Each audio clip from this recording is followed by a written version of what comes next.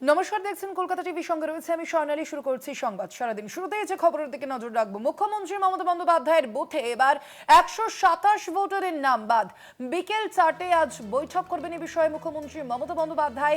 127 ভোটারের নাম বাদ গিয়েছে এবার মুখ্যমন্ত্রীর বুথে। আপনারা জানেন আজ খসড়া তালিকা ইতিমধ্যেই প্রকাশ করা হয়েছে নির্বাচন কমিশনের পক্ষ থেকে, এবং সেই যে নির্বাচন কমিশনের তরফ থেকে যে তালিকা প্রকাশ করা হয়েছে সেখানেই দেখা গিয়েছে মুখ্যমন্ত্রী মমতা বন্দ্যোপাধ্যায়ের যে বুথ, সেই বুথে 127 জন ভোটারের নাম বাদ গিয়েছে। এর আগে আমরা দেখেছিলাম যে খসড়া তালিকা প্রকাশ করার যে আগে যে বিষয়ে জানানো হয়েছিল, যে আমরা দেখেছিলাম মুখ্যমন্ত্রী মমতা বন্দ্যোপাধ্যায়ের যে কেন্দ্র অর্থাৎ ভবানীপুরে কিন্তু 44,787 জনের নাম বাদ গিয়েছিল বলে সেখানে সেই তথ্য আমরা দেখেছিলাম। এবং এবার যেমনটা দেখা যাচ্ছে মুখ্যমন্ত্রীর বুথে 127 ভোটারের নাম বাদ গিয়েছে বলে জানতে পারা যাচ্ছে, এবং এই বিষয়ে আজ বিকেল 4টে বৈঠক করবেন মুখ্যমন্ত্রী মমতা বন্দ্যোপাধ্যায়। আরো বিস্তারিত জানবো, ফোন লাইনে রয়েছেন প্রতিনিধি দেবাশিস সেনগুপ্ত। দেবাশিস দা, আমরা দেখেছি এর আগেই মুখ্যমন্ত্রী মমতা বন্দ্যোপাধ্যায় তিনি ঘোষণা করেছিলেন যে একজনও যদি বৈধ ভোটারের নাম বাদ যায় তাহলে তিনি ধর্নায় বসবেন, আর এবার দেখা যাচ্ছে মুখ্যমন্ত্রীর বুথেই 127 ভোটারের নাম বাদ হয়েছে। এর পরবর্তীতে বৈঠক রয়েছে, কারা উপস্থিত থাকবেন সেই বৈঠকে, কি কি সিদ্ধান্ত হতে পারে?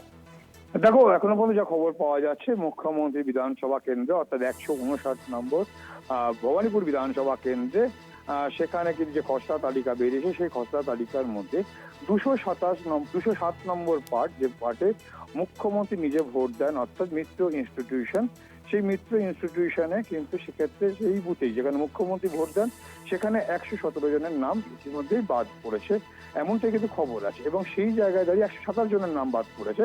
এবং ভবানীপুর কেন্দ্রে এরকম বাদের সংখ্যা কিন্তু অনেকটাই। আজ মুখ্যমন্ত্রী বিকেলবেলা 4:30টার সময় বাড়িতে বৈঠক ডেকেছেন, সে বৈঠকে উপস্থিত থাকবেন দলের যারা কর্মী, যারা বিএলএ হয়েছেন, বিএলএ A1 এবং বিএলএ 2, এবং তাদের নিয়ে বৈঠক করবেন।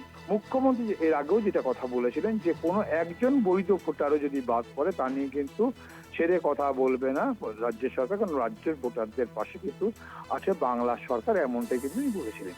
সেই জায়গায় দাঁড়িয়ে মুখ্যমন্ত্রী বিধানসভা কেন্দ্রে মোট 8টি পুরসভার ওয়ার্ড রয়েছে, এবং সেখানে 267টি সেখানে পার্ট রয়েছে। এই 267টি পার্টে যে ভোটাররা রয়েছে সে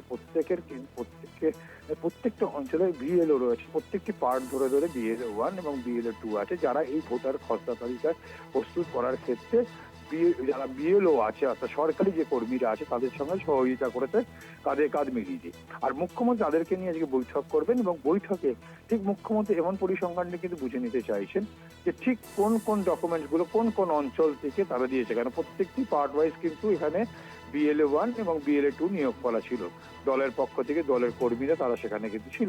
এবং সেই জায়গায় দাঁড়িয়ে কি তাদের কাছে কি রিপোর্ট রয়েছে আর ঠিক কিসের বেসিসে এই এত নাম বাদ যাচ্ছে বা বাদ গেল সেটাও কিন্তু খতিয়ে দেখবে, এবং পরবর্তীকালে ব্যবস্থা নেবে এবং কিছু নির্দেশিকা দেবেন মুখ্যমন্ত্রী, এমনটাই মনে করছেন কিন্তু।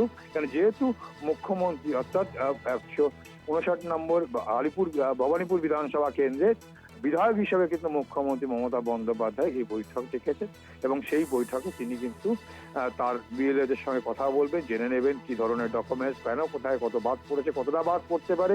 অর্থাৎ এক্ষেত্রে যে অভিযোগ বারবার করে তৃণমূল কংগ্রেস করছিল যে নির্বাচন কমিশনের সঙ্গে বিজেপির সঙ্গে একটা গোপন আতাত, যেক্ষেত্রে ভবানীপুর কেন্দ্রকে কিন্তু অনেকটা ক্ষেত্রে আগে থেকেই টার্গেট করা ছিল, এবং এর আগে থেকে বহুবার কিন্তু সেই একই কথা বলা হয়েছে। সেই জায়গায় দাঁড়িয়ে থেকে বাস্তবে কতটা তথ্য দিতে পারেনি বা তথ্য ছিল না সেক্ষেত্রে বাদ গেছে, না অন্য কোনো কারণে বাদ পড়েছে নির্বাচন কমিশন, তা কিন্তু একদম খতিয়ে দেখে নেবে। এবং সেক্ষেত্রে একদম ঘোড়ার মুখ, মানে যে বিএলএ যারা কাজ করেছেন বিএলএ 1 বিএলএ 2 তাদের মুখ থেকে শুনে নেবেন পুরো বিষয়টা। 267 নম্বর পার্টে যে পার্ট রয়েছে 267 পার্টেরই কিন্তু বিএলএ 1 এবং বিএলএ 2 যারা কাজ করেছেন একদম বিএলএ তাদের কাছ থেকে মুখে শুনে নিয়ে কিন্তু তিনি বাকি ব্যবস্থা নেবেন এবং কিছু নির্দেশিকা দিতে পারেন, এমনটাই মনে করছে কিন্তু রাজনৈতিক মহল।